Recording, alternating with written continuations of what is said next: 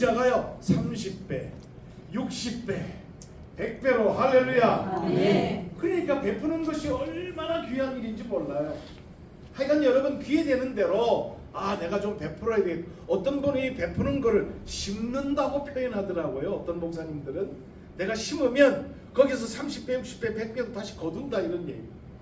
그러니까 내가 구제를 하고 다른 사람에게 베풀면 하나님께서 반드시 갚아주셔요. 그런 간증들이 굉장히 많습니다. 그 간증들만 하더라도 오늘 밤을 새워요. 하여간 새해 복 많이 베푸시기를 주님의 이름으로 축원합니다. 아멘. 성경에 나와 있는 예를 들면 사도행전 9장에 보면 다비다라고 하는 여인이 나와요. 구제를 굉장히 많이 했어요. 주변에 어려운 자기하고 비슷한 그런 분들에게 여인들에게 계속 옷도 지어주고 그 다음에 먹을 것도 갖다 주고 굉장히 구제를 많이 했거든요. 근데 이 사람이 나중에 병들어 죽었어요. 그런데 이 사람이 다시 살아났어요. 왜냐? 구제를 많이 했더니 하나님께서 갚아주신 거예요. 생명으로 갚아주신 거예요. 또 사도행전 10장 말씀을 보면 고넬료라고 하는 로마의 백부장이 있어요. 구제를 굉장히 많이 했거든요. 결국은 그 집안에 누가 가느냐? 베드로가 가가지고 그 가정이 다 예수 믿고 구원받고 성령 충만한 은혜를 받았어요. 아멘. 다비다는 개인적으로 복을 받았지만 고넬료는 가정적으로 복을 받았다고요. 하여간 자꾸 우리가 구제를 하고 다른 사람에게 복을 베풀면 그것이 심는 것이 되어가지고 30배로 60배로 100배로 할렐루야 네. 나에게 돌아온다 이 말이죠. 네. 자, 여러분 한 가지 물어볼게요. 성경 66권 가운데서 가장 중요한 단어를 하나를 골라라 그러면 여러분 뭐라고 그러시겠어요? 사랑. 예. 고린도서 13장 13절 말씀 믿음, 소망, 사랑 이 세가 항상 있을 것인데 그 중에 제일은 사랑이라. 예. 성경 66권 가운데 가장 중요한 단어 사랑, 사랑 한 표 나왔습니다. 또 뭐가 있을까요?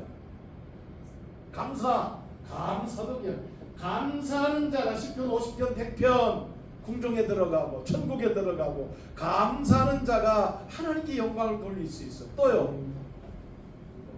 믿음, 믿음 귀한 거죠. 이 믿음이 놀라운 기적을 일으키는 거죠. 또 뭐 있을까요? 성경 66권 가운데 가장 중요한 단어를 하나 뽑아라. 저는 시편 1편을 제일 좋아합니다. 시편 1편 단어를 뽑을 단어. 글쎄요, 근데 그 전체 자체를 전 제일 좋아합니다. 시편 1편. 예. 네. 시편. 또 무슨 단어가 있을까요? 가장 귀한 단어. 잠언서 4장 7절 말씀을 보면 신약에서는 사랑이 제일이라고 그러잖아요. 근데 구약에서는 지혜가 제일이니라. 지혜도 아주 중요한 단어예요. 그죠? 또 뭐 있을까요? 제가 이 단어가 안 나와서 계속 묻는 거예요.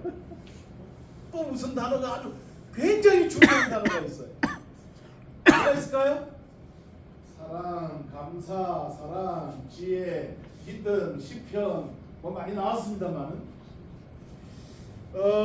우리가 신학교에서 공부할 때요 16세기의 신학자 중에 최고의 신학자는 누구냐면 칼빈이라고 그래요. 근데 20세기의 가장 최고의 신학자는 누구? 칼 발트라는 사람이 있어요. 하버드 신문 기자들이 칼 발트에 가서 물었어요. 선생님, 성경에서 가장 귀한 단어 하나를 뽑으라면 선생님은 어느 단어를 뽑겠습니까? 그랬더니 이분이 이렇게 얘기합니다. 그러니까 전 세계적으로 가장 권위 있는 최고의 신학자입니다. 이분이 뭐라고 그랬는가 하면 은혜. 은혜를 만났어요. 이게 가장 귀한 단어. 왜 그러냐? 이제 이걸 좀 설명을 이게 안 지워지네요. 빽빽거리면서. 이게 칠판이 이제 사고를 치는구나.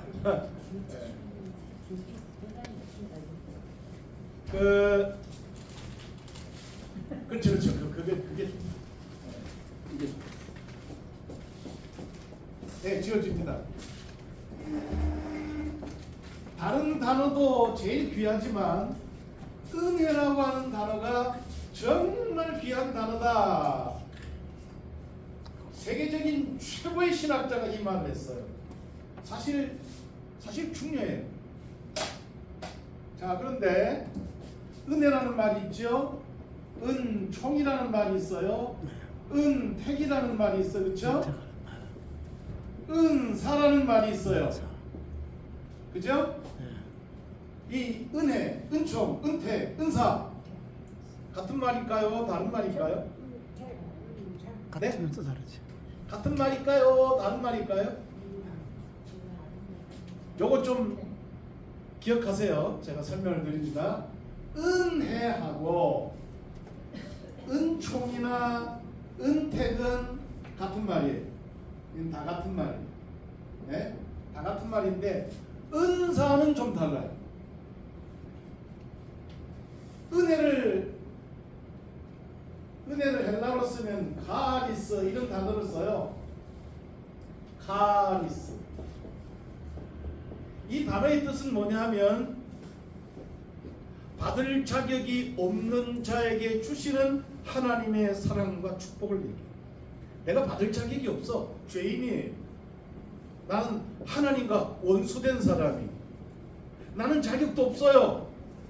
그런데 하나님께서 사랑을 베푸시고 구원의 은총을 베푸시고 이게 은혜, 카리스.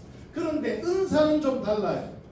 은사는 카리스에서 하나가 더 붙어요. 카리스마 그래요. 카리스마. 카리스마 있다 이런 얘기를 하잖아요. 이 은사는 뭐냐? 뜻이 좀 다릅니다. 은혜 받은 사람, 구원 받은 사람이 은혜를 받았으면 너무 감사하잖아요. 그래서 하나님께 영광을 돌리고 싶고 주님의 일을 하고 싶잖아요. 근데 능력이 있어야지.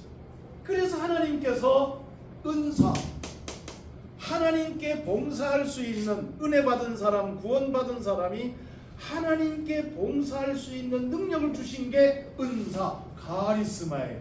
이 은사 가운데는 방언의 은사, 예언의 은사, 다스리는 은사, 뭐 여러 가지 은사가 있는데 어떤 신학자는 39가지 은사가 신약 성경에 기록되어 있다. 이렇게 통계를 내서 쭉 설명하는 게 있어요. 어쨌든 은혜가 얼마나 중요한 단어냐 하는 것을 우리가 꼭 기억하셔야 돼요. 교회는 은혜스러워야 돼요. 아멘. 수준이 달라요. 다 생활 수준이 다르고 지식의 수준이 다르고 판단의 수준이 다 다르거든요. 아멘. 그런데 교회 안에서 만약에 저 사람 나하고 수준이 안 맞아 이러면서 멀어진다거나 무시한다거나 이러면 그 교회는 좋은 교회가 아니란 말이에요. 참 좋은 교회는 은혜가 넘치는 은혜 있는 교회가 참 좋은 교회입니다. 할렐루야. 아멘.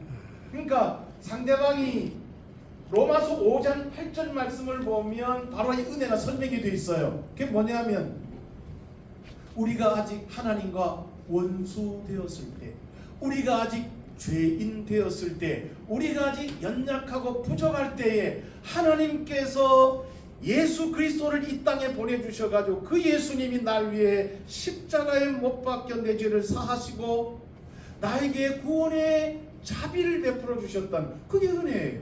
아멘. 그러니까 상대방이 자격이 없어요. 내 마음에 안 들어요. 그래도 하나님의 사랑으로 십자가 사랑으로 그를 사랑해준 이게 은혜란다. 그러니까 오늘 설교 말씀이 사실은 이 은혜 안에 다 있는 거예요. 이걸 초점으로 해서 말씀을 해드리는데 제가 와서 이렇게 보니까 저기 강대상에 신년 축복 성회 이렇게 돼 있더라고요. 그래서 서론적으로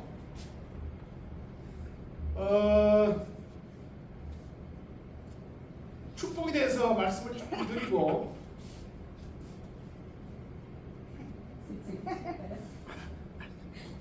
네. 내가 미리 칠판 얘기를 안 해가지고 당황하게 해서 죄송합니다. 됐습니다.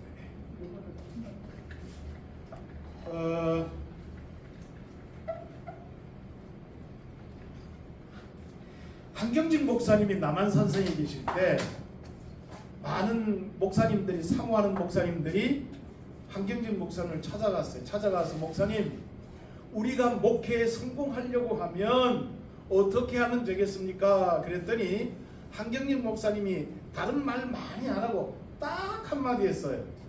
목사님들 예수 잘 믿으세요. 예수 잘 믿으세요. 목사님도 예수 안 믿나요? 근데 예수를 제대로 잘 믿어라 이 말이. 제대로 정말 은혜로운 믿음을 가져라 이제 이런 얘기입니다. 그러니까 목사들도 가만 보면요, 돈 많은 사람, 사회적으로 지위 있는 사람, 이런 사람 오면 이렇게 세워가지고 박수를 쳐주고 이러는데 별로 보잘것없는 사람 오면 별로 신경을 안 쓴단 말. 그러면 안 된다 이 말. 예수 그리스도, 예수님을 제대로 잘 믿어라, 이 말씀을 굉장히 강조하셨어요. 예수 잘 믿으라는 거예요. 우리 옆 사람 인사하겠습니다. 권사님, 예수 잘 믿으십시오. 잘 믿으십시오. 예수를 제대로 믿으십시오. 제대로 믿으십시오. 할렐루야. 아멘. 예수님을 제대로 믿어야 되는데 요한복음 14장 말씀을 보면 정말 예수님을 제대로 믿으면 크게 두 가지 복을 주셔요. 두 가지 복. 요한복음 14장 한번 찾아보실까요? 요한복음 14장 보시면 자 12절 보십니다. 12절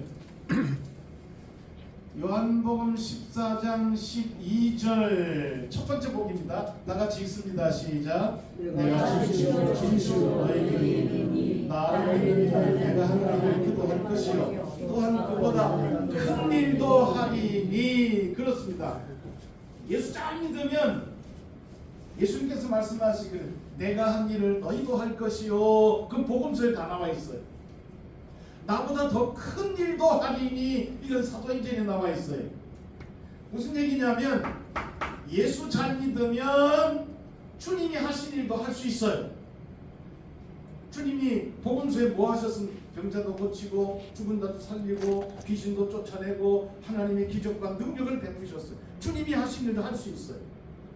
그런데 예수 잘 믿으면 예수님보다 더 큰 일도 할 수 있다는 거예요. 이게 예수님 하신 말씀이에요. 배목사가 한 말이 아니에요. 네. 요한복음 14장 12절에 예수 잘 믿으면 첫 번째 복이 내가 한 일을 너희도 할 것이요 나보다 더 큰 일도 하리니. 그걸 증명해 보이겠습니다. 그게 뭐냐면 사도행전 말씀을 가만히 처음부터 1장부터 28장까지 읽어보면 사실인즉슨 12제자들이 예수 잘 믿기 전에는, 성령 받기 전에는 형편없는 사람들이었어요.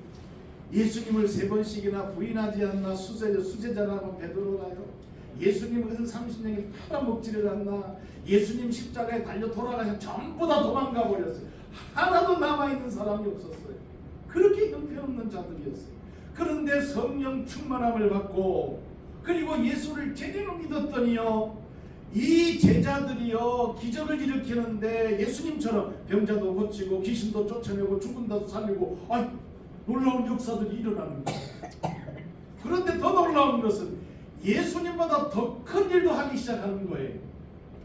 예컨대 예수님은 예루살렘과 온 유대와 사마리아 이스라엘 나라만 돌아다니면서 복음을 증거하고 사역을 감당했어요.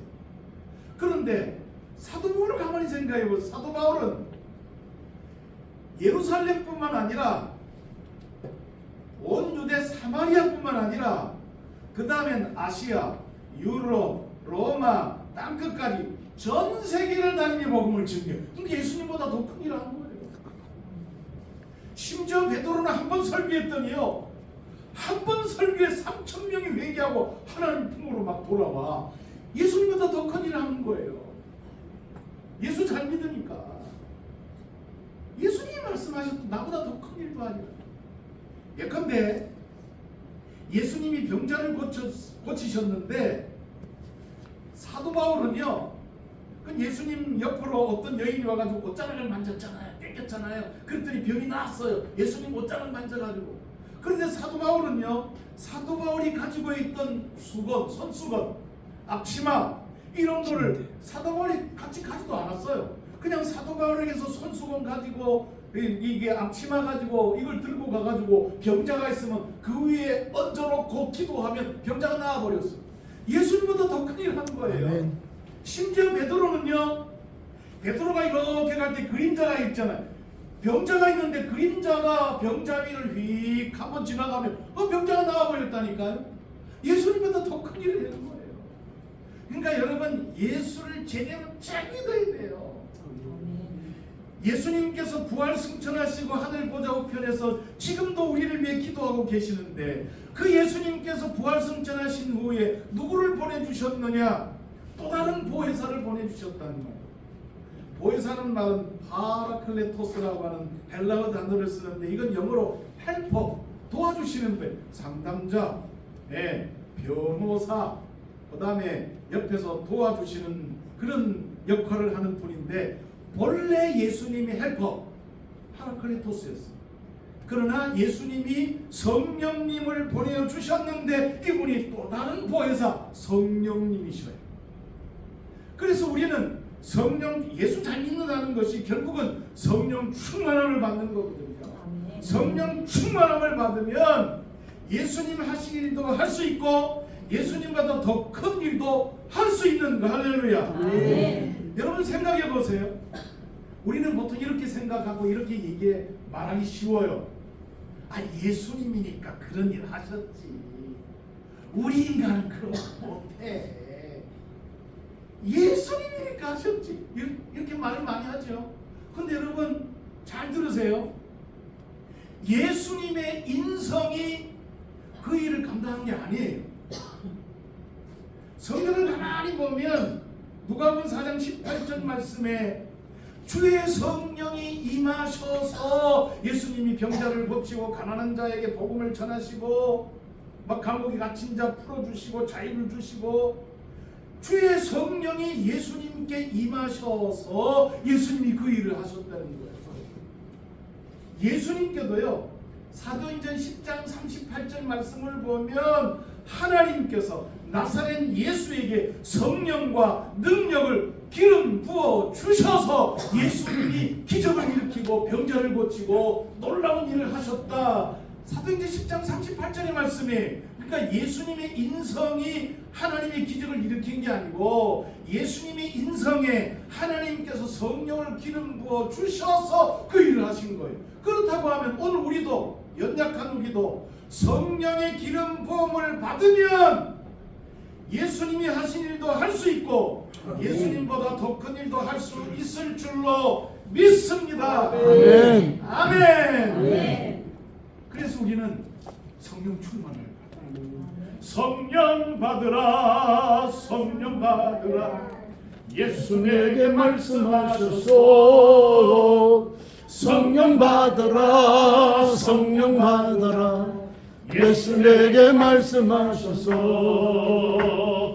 할렐루야. 성령 받았네. 나는 성령 받았네.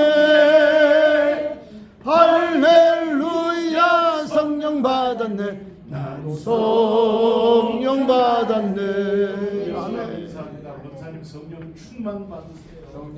충만 받으세요. 할렐루야. 아멘. 성령 충만함을 받아야 돼. 내 힘으로는 안 돼요. 성령 충만을 받아요.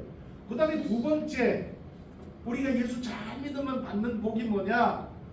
아까 요한복음 14장 12절 말씀이 첫 번째 복이고요, 13절, 14절 말씀이 두 번째 복이에요. 자, 13절, 14절 같이 읽겠습니다. 시작. 너희가 내 이름으로 무엇을 구하든지 내가 하리니 이는 아버지로 하여금 아들로 말미암아 영광을 받으시게 하려 함이라. 내 이름으로 무엇이든지 내게 구하면 내가 할렐루야. 칠판 치워주세요. 나중에 한 번 더 쓰겠습니다. 두 번째 받는 축복이 뭐냐면 기도 응답의 축복이에요. 우리가 예수 잘 믿으면 예수 이름으로 기도할 때 하나님께서 다 응답하십니다. 여러분, 예수 이름으로 기도하면 하나님이 다 응답해 주실 줄로 믿으시기를 바랍니다. 조지 뮬러라고 하는 분이 있어요. 이분은요 자기 전생애 가운데 3만 권 응답받았습니다. 그런 책을 쓴 분이에요. 우리나라에도 번역되어서 조지 뮬러의 책이 나온 게 있어요. 근데 조지 뮬러가요 자기 친구 3사람을 전도하기 위해서 굉장히 기도 많이 했어요. 그러자 한 친구는 조지 뮬러가 기도를 시작한 지 한 3년쯤 되어서 예수 믿고 구원받았어요. 두 번째 친구는요 3친구 가운데 한 친구는 예수 믿고 구원받은 2친구는 잘 안 믿어요. 그래서 계속 기도했더니 조지 뮬러가 죽기 전 얼마 전에 한 친구가 또 예수 믿고 구원받았어요. 아멘. 다행이었어요. 한 사람 남았어요. 근데 이 사람은 끈질겨요. 고집이 세요. 안 믿는 거예요. 결국은 조지 뮬러가 그 사람 전도 못하고 결실을 못 맺고 돌아가셨어요. 하나님의 부르심을 받아 갔어요. 소천하셨죠?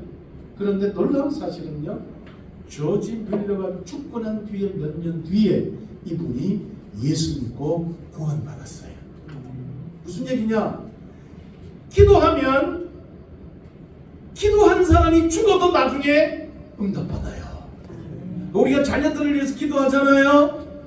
내가 죽고 난 뒤에도 응답받을 수 있어요. 예수 잘 믿으면 하나님께서 자자손손천대까지 복을 주실 줄로 믿으시면 아멘. 아멘. 믿으시면 아멘. 아멘. 어찌하든지 새해 복 많이 받으시기를 주님의 이름으로 축원합니다. 아멘. 자, 새해를 맞이해서 제가 메시지를 기도하면서 준비하는데 이 메시지를 전해야 되겠다 이런 감동을 주셔가지고 오늘 본문 말씀을 택했는데요. 새해를 맞이해서 우리 참 좋은 교회에 하나님께서 새 계명을 주셨습니다. 그 새 계명이 뭐냐면 오늘 본문 말씀의 34절 35절입니다. 자, 이 말씀을 다시 한번 같이 읽겠습니다. 34절 35절 다 같이 시작. 새 계명을 너희에게 주노니 서로 사랑하라. 내가 너희를 사랑하는 것 같이 너희도 서로 사랑하라. 너희가 서로 사랑하면 이로써 모든 사람이 너희가 내 지혜자인 줄 알리라. 사실 요한복음 13장, 14장, 15장 계속해서 이 말씀을 성경학자들은 다락방 강화 이렇게 얘기합니다. 여러분 기억하시죠? 마태복음 5장, 6장, 7장 산상복음 그러잖아요. 그 산상복음 가운데 가장 중요한 요절이 뭐냐? 마태복음 7장 12절 말씀이 누구든지 남에게 대접을 받고자 하는 대로 남을 대접하라. 기독교 황금유제거든요. 이게 가장 귀한 말씀이에요. 다락방 강화에서 가장 귀한 말씀은 뭐냐? 오늘 요한복음 13장 34절 35절 새 계명을 너희에게 주노니 너희가 서로 사랑하라. 내가 너희를 사랑한 것 같이 너희도 서로 사랑하라. 이게 가장 귀한 말씀. 이 귀한 말씀을 예수님은 언제 전해주셨느냐? 오늘 우리가 본문 말씀을 읽은 요한복음 13장의 배경은 이제 내일이면 예수님께서 십자가에 고난을 받으시고 금요일 이제 십자가에 달려 돌아가시는 날, 바로 하루 전날이에요 지금. 그런데 예수님이 십자가에 돌아가시기 바로 하루 전날 예수님께서 새 계명을 너희에게 주노니 그러면서 새 계명을 주셨다니까요. 사실은즉슨 지금 13장의 이 전체적인 다락방에 모였던 이 분위기가요 굉장히 괴롭고 고통스럽고 그런 분위기였어요. 자, 말씀을 시작이 이렇습니다. 자, 21절 보세요. 21절 다시 한번 읽읍시다. 예수께서 이 말씀을 하시고 신령이 어떻게 해서요? 괴로워 증언하여 이르시되 내가 진실로 진실로 너희를 이루니 너희 중 하나가 나를 팔리라. 예수님이 왜 괴로우셨어요? 너희 중 하나가 나를 팔리라. 12제자 중에 한 사람 예수님 팔아먹는데 그러니까 얼마나 괴롭겠어요. 예수님은 그 사람이 누군지 아셔요. 그러니까 아니까 더 괴로운 거예요. 여러분 예수님이 괴로운 거는요 제자 중 한 사람이 자기를 팔아먹는다는 것 때문에 괴로운 것도 있지만 사실은즉슨 이 예수님을 팔아먹은 이 제자가 나중에 어떻게 비참하게 인생을 마치는가, 그것을 주님은 알고 더 괴로웠던 거예요. 여러분, 갈렙유다가 어떻게 죽죠? 그냥 복음서에는 자살해서 죽었다, 스스로 목매어 죽으니라 이렇게 됐잖아요. 근데 사도행전에 보면요, 아주 적나라하게 표현이 되어 있어요. 사도행전 1장 18절 말씀을 보면 갈렙유다 그가 스스로 목매어 죽었는데 곱게 죽지 않았어요. 몸이 곤두박질 치고 배가 터지고 창자가 튀어나오고 밭에 피를 흘리면서 그렇게 비참하게 죽었다니까요. 그래서 갈렙유다가 스스로 목매어 죽은 그 밭을 아겔다마 피밭이라 그렇게 성경은 기록하고 있어요. 아주 비참하게 종말을 맞이했어요. 그러나 이 갈렙유다가 결국은 천국 갔겠어요? 지옥 갔겠어요? 지옥에 떨어졌단 말이죠. 그러니까 예수님이 12 제자 가운데 한 사람이 지옥에 떨어졌으니 얼마나 안타깝고 괴롭겠느냐. 주님은 이런 괴로운 상황 속에서 제자들에게 말씀을 전하시기를 너희는 서로 사랑해라. 제자 한 사람 때문에 예수님이 괴로웠어요. 근데 예수님만 괴로운 게 아니에요. 22절, 23절, 24절 우리 같이 읽어볼까요? 시작. 제자들이 서로 보며 누구에게 대하여 말씀하시는지 뭐하더라? 의심하더라. 예수의 제자 중 하나고 그가 사랑하시는 자가 예수의 품에 의지하여 누웠는지라. 시몬 베드로가 머리짓을 하여 말하되 말씀하신 자는 누구인지 말하라. 그렇습니다. 예수님도 괴로웠지만 제자들도 야, 예수님 말씀하시길 누가 한 사람이 예수님을 팔아먹는다. 누구야? 서로 얼굴을 쳐다보면서 그러니 제자들도 얼마나 괴로웠겠어요. 진짜 괴로웠을 것 같아요. 자, 그때 소위 말해서 나서기 협회 회장 시몬 베드로가 나섰습니다. 뭐라고 나섰느냐? 예수님 품에 누웠던 제자, 사랑하시는 제자, 이 성경학자들이 사랑하시는 제자는 아마도 사도 요한이었을 것이다, 그렇게 짐작합니다. 사실인즉슨 여러분, 이 사도 요한의 어머니하고 예수님의 어머니는 자매였어요. 자매 사이. 다시 말하면 예수님하고 사도 요한 사이는 이종사 전관계였어요. 예수님은 굉장히 가까운 거죠. 게다가요, 예수님은 아주 중요한 일이 있을 때마다 꼭 사도 요한을 데리고 다니셨어요. 예컨대 마가복음 5장에 회당장 야이로의 딸을 살리러 들어가실, 집안에 들어가실 때도 베드로, 야고보, 요한을 데리고 들어가셨어요. 마가복음 9장에 보면 높은 산에 올라 변형되실 때도 베드로, 야고보, 요한을 데려가셨어요. 예수님이 이 요한과 굉장히 가까운 사이였어요. 마가복음 14장의 말씀을 보면 마지막에 예수님이 겟세마네 동산에서 기도하실 때도 다른 제자들 다 놔두고 베드로, 야고보, 요한 데리고 가셨어요. 그만큼 요한은 예수님과 가까운 사이였어요. 게다가 지금 제자 요한이 예수님의 품에 의지하여 누워 있었어요. 그만큼 가까운 사이였다, 이런 얘기예요. 그래서 베드로가 머리짓을 탁 하면서 야, 누군지 한번 물어봐 이랬어요. 그랬더니 사도 요한이 물었습니다. 25절, 26절 같이 읽어볼까요? 시작. 그가 예수의 가슴에 그대로 의지하여 말하되 주여 누구니까? 예수께서 대답하시되 내가 떡 한 조각을 적셔다 주는 자가 그니라 하시고 곧 한 조각을 적셔서 가룟 시몬의 아들 유다에게 주시니. 이쯤 되면 제자들이요, 아, 저 가룟 유다 저놈이 예수를 팔아먹을 놈이구나, 이렇게 알아채야 되는데 못 알아챘어요. 왜냐하면 유대 사람들이 이 무슨 잔치를 할 때는요, 뭐 식사를 하실 때는 가장 가까운 사람에게 떡을 한 조각 포도주에 찍어서 주는 그런 풍습이 있었다는 거죠. 그래서 예수님이 떡 한 조각을 찍어가지고 가룟유다에게 줄 때 그냥 예수님 나중에 하시는 말씀이 뭐냐면 네가 하는 일을 속히 하라 그러시면서 이제 떡 조각을 줬거든요. 그러니까 제자들은 자기 뜻대로 생각한 거예요. 막연하게 가룟 유다가 돈꾀를 가지고 있는 사람이니까 6월절 내일 모레 명절인데 그때 뭐 필요한 물건을 사러 보내시려는구나 이렇게 생각했고, 어떤 제자는요 예수님께서 어떤 가난한 사람 좀 도와주고 구제하라고 그렇게 돈을 좀 나눠주라고 가룟 유다를 보내시고 이렇게만 생각한 거예요. 몰랐어요. 여러분 분명히 기억하십시오.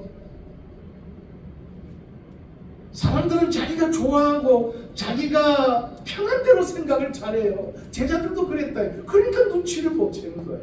가룟 유다가 범인이었는데 눈치를 전혀 못 챘어요. 자, 27절, 28절, 29절까지 같이 읽어볼까요? 시작. 조각을 받아들고 사탄이 그 속에 들어가는지라 이에 예수께서 유다에게 이르시되 네가 하는 일을 속히 하라 하시니, 그 말씀을 무슨 뜻으로 하셨는지 그 앉은 자 중에 아는 자는 없고, 어떤 이들은 유다가 돈꾀를 맡았으므로 명절에 네가 쓸 물건을 사라 하시는지 혹은 가난한 자들에게 무엇을 주라 하시는 줄로 생각하더라. 그냥 그렇게 생각한 거예요.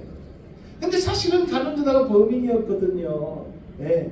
근데 여기서 한 가지 우리가 주목할 이 말씀이 있어요. 그게 뭐냐면 가룟 유다에게 예수님께서 떡 조각을 딱 찍어 주실 때에 27절에 조각을 받은 후 누가 들어갔어요? 사탄이 들어갔어요. 사탄. 악한 마귀가 가룟 유다 속에 쑥 들어갑니다. 13장을 시작하면서 이전 말씀에 보면 사탄이, 악한 마귀가 가룟 유다에게 예수를 팔려는 생각을 집어넣었어요. 생각만 집어넣었어요. 생각. 그러니까 생각을 잘 하셔야 돼요. 여러분 긍정적인 생각은 많이 하시는데 부정적인 생각은 빨리 떨쳐내버려야 돼요. 되는 생각은 하시는데 안 되는 생각은 빨리 떨쳐내버려야 돼요. 생각이 굉장히 중요해요. 어떤 생각을 하느냐에 그 사람의 장래가 달려. 좋은 생각 많이 하면 좋은 사람 돼요. 나쁜 생각 많이 해서 나쁜 사람 되는 거예요. 어릴 때부터 저는 죽여버려 하면서 자꾸 죽이는 생각, 그 사람 나중에 살인자 된다니까요. 유영철이가 그랬다니까요. 연쇄살인마. 근데 어쨌든 사탄이 가룟 유다에게 예수님을 팔려는 생각을 자꾸 집어넣었어요. 그런데 오늘 본문 말씀의 27절에 보면 이제는 아예 사탄이 직접 그 가룟 유다 속에 쑥 들어간 거예요. 왜 그러냐? 아주 중요해요. 마틴 루터가 이런 말을 한 적이 있어요. 말씀 잘 들으세요. 마틴 루터 한 말이, 새가 우리 머리 위로 지나가는 것은 우리가 어쩔 수 없다. 그러나 그 새가 내 머리에 둥지를 트는 것은 내가 막을 수 있다. 저는 머리가 별로 없어가지고 둥지를 틀 수도 없겠지만, 새가 우리 머리 위로 지나가는 것은 우리가 어쩔 수 없어요. 그러나 그 새가 내 머리에 둥지를 트는 것은 허이 하고 쫓아버릴 수 있다. 근데 가룟 유다는 그걸 못했어요. 악한 마귀가 예수를 팔려는 생각을 자꾸 집어넣을 때 사탄아 물러가라고 쫓아버리면 될 텐데 안 쫓아냈어요. 그러니까 결국은 마귀가요 가룟 유다의 그 심령에 들어가서 둥지를 틀어버립니다. 둥지. 여러분 그동안에 예수님이 가룟 유다에게 회개할 기회, 다시 말하면 그 악한 생각 새를 허위하고 쫓아버릴 수 있는 그런 기회를 많이 주셨어요. 예를 들면 예수님이 겸손하게 가룟 유다의 발도 씻어주셨잖아요. 성만찬도 베풀어 주셨니, 이것은 내 살이니 이것은 내 떡이니, 성만찬도 베풀어 주셨어요. 그리고 예수님이 힌트까지 주셨어요. 너희가 다 깨끗하지만 한 사람은 아니니라. 벌써 가룟 유다는 그 말씀을 들을 때 자기를 가르친다는 것을 알고 있었다 이 말이에요. 그럼에도 불구하고 가룟 유다는 악한 생각을, 예수님을 팔려는 생각을 쫓아내지 못했어요. 떨쳐버리지 못했어요. 다시 말하면 가룟 유다는 주님 뜻대로 길을 가지 않고 자기 뜻대로 길을 갔어요. 자기가 하고 싶은 길을 갔다 이 말이에요. 여러분 오늘날에도 우리가 세상을 살면서 이런저런 생각이 많이 생각이 들 때가 있어. 이런 생각도 들고 저런 생각도 들고 이렇게 할까 저렇게 할까. 그러나 여러분 어떤 생각을 하시는지 간에 마지막에는 주님 뜻대로 길을 가야 될 줄로 믿습니다. 이게 주님의 뜻이구나. 그 길을 가야 돼. 내 뜻대로 하지 말고 내 고집 피우지 말고 주님 뜻대로 살기로 했네. 주님 뜻대로 살기로 했네. 주님 뜻대로 살기로 했네. 뒤돌아서지 않겠네. 우리 반주하면서 이 찬송 한번 불러볼까요? 네. 이게 PPT 띄울 수 있나요? 3절까지 있습니다. 주님 뜻대로 살기로 했네. 뒤돌아서지 않겠네. 손뼉 치면서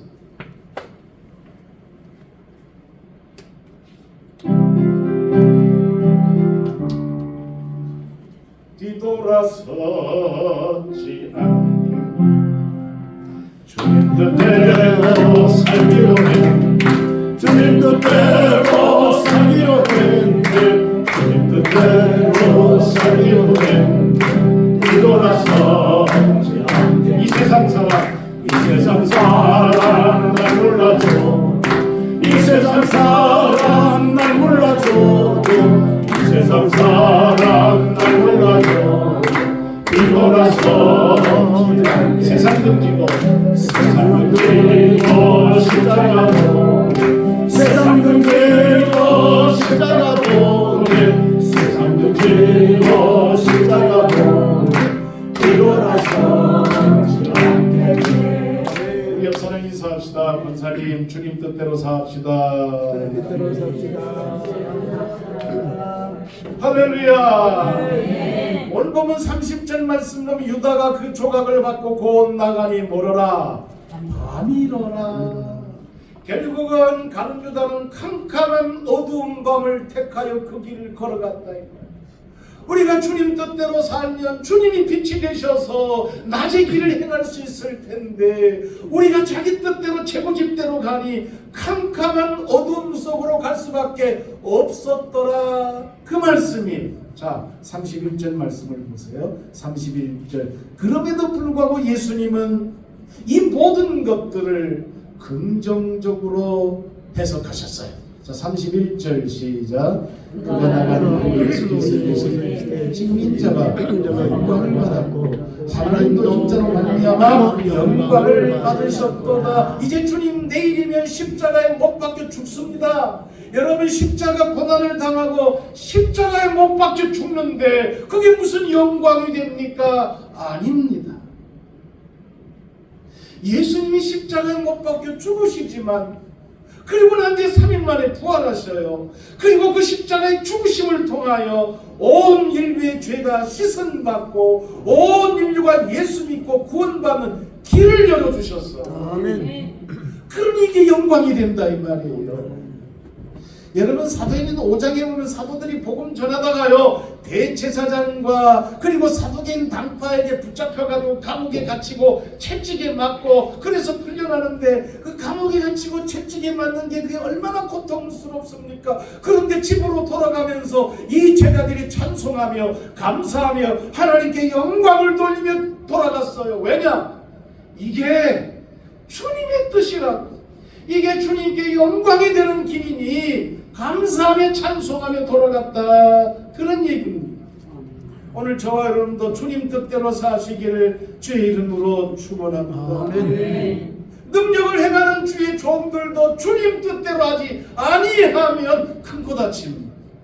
마태복음 7장 21절 말씀에 주님 말씀하십니다. 나더러 주여 주여 하는 자마다 다 천국에 들어갈 것이 아니요 내 아버지의 주님의 뜻대로 행하는 자라야 들어가리라. 그랬더니 어떤 사람들이 몰려와서 말합니다. 주님, 나는 주님의 이름으로 선지자 노릇했습니다. 나는 주님의 이름으로 병자도 고쳤습니다. 나는 주님의 이름으로 능력도 했습니다. 나는 주님의 이름으로 귀신도 쫓아냈습니다. 그때 주님이 하신 말씀이 이 불법을 행하는 자들아 내게서 떠나가라.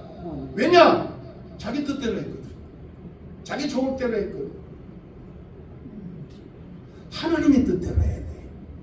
비록 그 길이 십자가의 길이고 고난의 길이라도 주님 뜻대로 해야 돼. 주님 뜻대로 살기로 해